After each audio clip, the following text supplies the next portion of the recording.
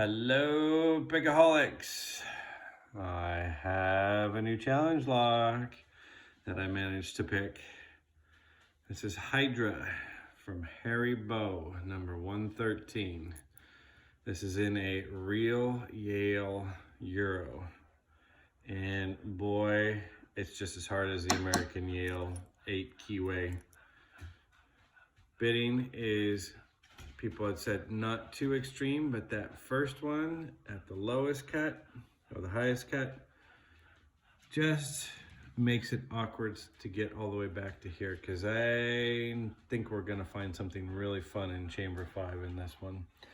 This one it's definitely got spools. There may be some serrations in there, but this one had a false set on it that rivals everybody. You know, we were in dead core territory like this with the false set, 20, 25 degrees or so. So obviously this has been picked. Lock it back up and let's get into it and see what we can come up with. So we've got a SIR clip on it. If we can only figure out how, gotta move it around. Lock it into place and bend it.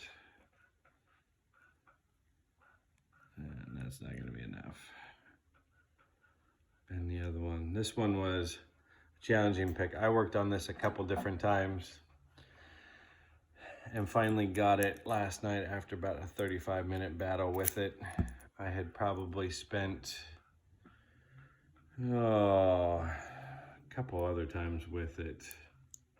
I'd probably say all in, maybe 2.5 hours getting this one open. Shim it like always, folks, especially with Harry's stuff.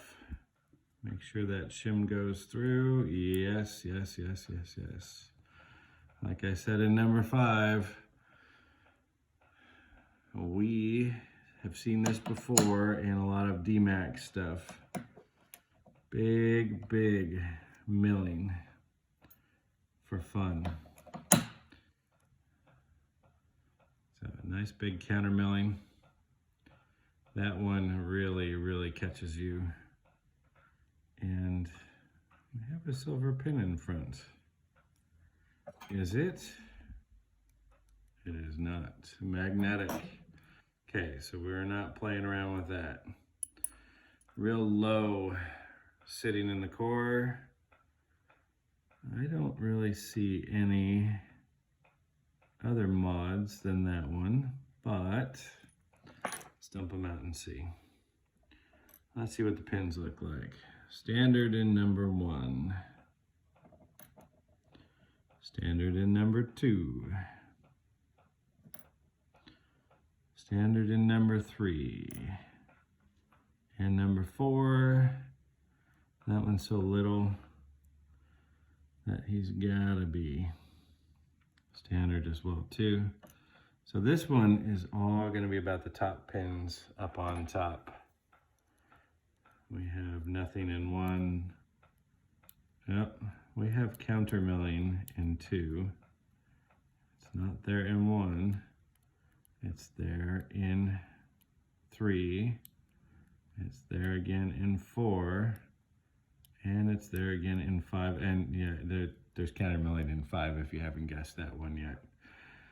So this is some nice looking counter milling too. There is no disturbance on the top shear line other than the extra done in number 5 to allow for the big false set that this one kicks out.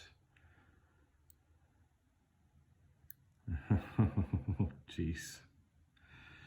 We have an ugly but beautiful at the same time number 1. I'll get you guys these a little bit clearer here in a second. Pull the springs out too. It is a tapered one that has some serrations on it. And we have a ginormous, beautiful looking spool in number 2. And in number 3, we have one of those custom handmade spools that Harry likes to do. It's almost like a gin, but without the reduced diameter on the tip. Oh man. Number 6. That one did come out like that. Just beautiful reduced diameter spools. These things are so skinny on the shanks. And I'm out of frame again, and I'm sorry. Number 5 is the exact same thing. Oh, there goes number 4. Same thing that's in number 3. Forgot where I was. I'm looking at springs and totally forgot what I was talking about. So, as we all like to do, let's just see. There's probably nothing up here. None of these look like they've been disturbed at all, but that first pin makes me wonder. No, clean, clean, clean.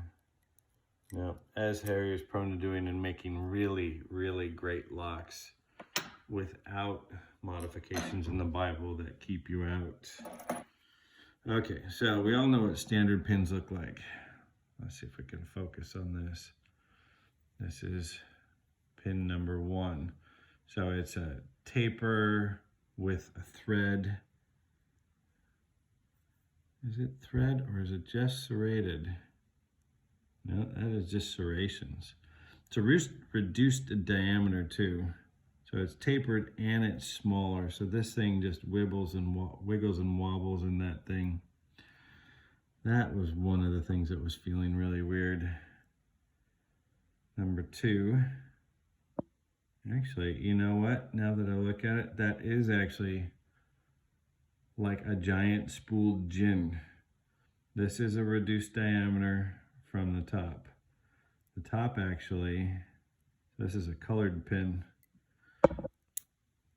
from a pinning kit. Sorry about that. I'm super close, trying to capture everything and bumping into the camera. Number 3.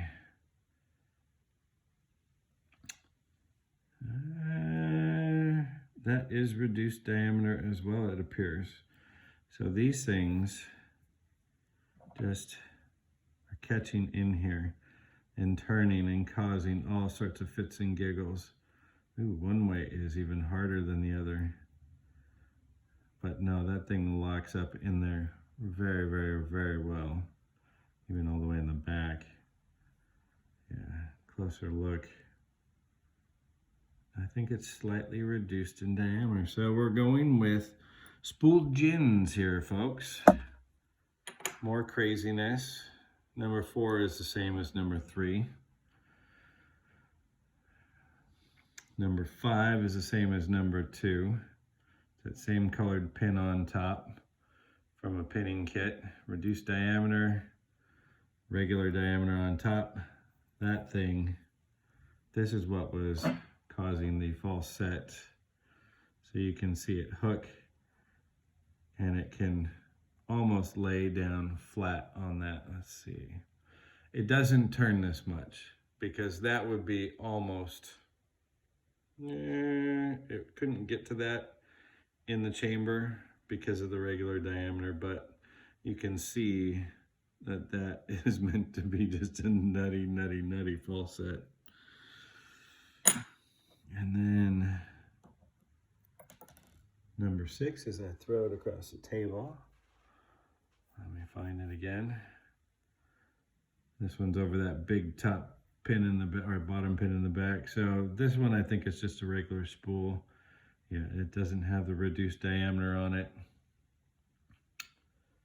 So that is Harry Bows Hydra. Let's do a close-up of those pins for you and try and do that. We have steel springs and 1 bronze spring.